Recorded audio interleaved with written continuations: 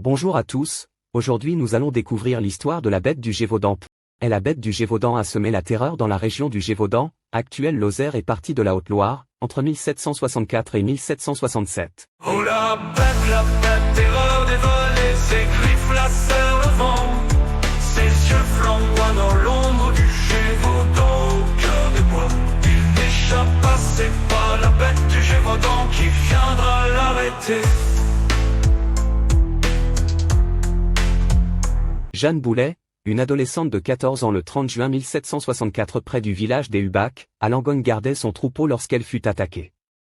Son corps fut retrouvé mutilé, avec des blessures à la gorge et au torse, suggérant une attaque par un animal d'une force exceptionnelle.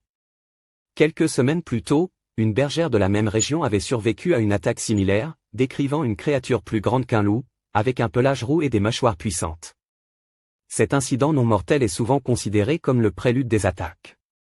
Entre l'été 1764 et l'automne 1765, les attaques se multiplient, avec une fréquence alarmante. Les victimes sont principalement des femmes, adolescentes et enfants, souvent des bergers isolés dans les pâturages ou les forêts de la Margeride, de Paullac ou de Saint-Flour. Ainsi, en août 1764, Marie-Jeanne Vallet, une jeune fille, est attaquée près de Langogne. Elle parvient à repousser la bête avec une lance improvisée, gagnant le surnom de « pucelle du Gévaudan ». Son témoignage décrit une créature agile et audacieuse. En janvier 1765, plusieurs enfants sont attaqués à Paullac, certains tués, d'autres grièvement blessés. À l'époque, beaucoup croyaient que la bête était un loup-garou, un démon ou une créature envoyée par Dieu pour punir les péchés. Ces croyances, alimentées par les superstitions rurales, ont contribué à amplifier la panique. Des récompenses sont offertes par les autorités locales pour encourager les chasseurs, attirant des aventuriers et des chasseurs de primes. Le capitaine Duhamel, commandant des dragons du Gévaudan, prend en charge les opérations en 1764. Il mobilise des soldats et des volontaires pour organiser des chasses systématiques, tuant des dizaines de loups. Cependant, les attaques persistent. Le comte de Montcalm, gouverneur de la province, augmente la récompense à plusieurs milliers de livres, une somme considérable pour l'époque, attirant davantage de chasseurs. L'affaire gagne une notoriété nationale, relayée par la presse et les récits de voyageurs. Louis XV, sous pression, envoie son porte-arquebuse, François-Antoine, parfois appelé Antoine de Beauterne, en juin 1765.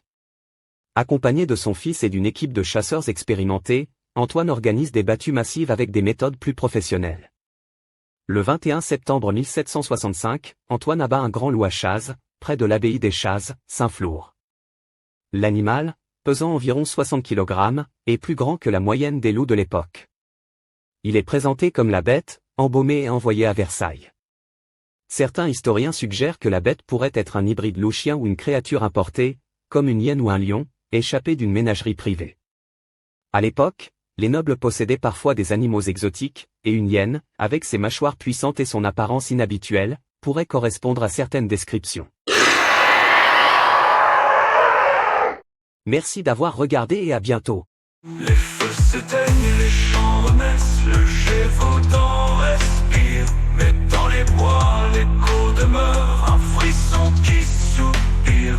Était-ce un loup, un monstre maudit, ou l'ombre d'un tueur? La bête vit dans nos récits, gravée dans nos cœurs. Oh la bête, légende dévalée, ses griffes en nos mémoires. Son souffle envoie dans l'ombre du Gévaudan, aux nuits sans fin. Son mythe ne meurt pas, la bête du Gévaudan, à jamais dans nos pas.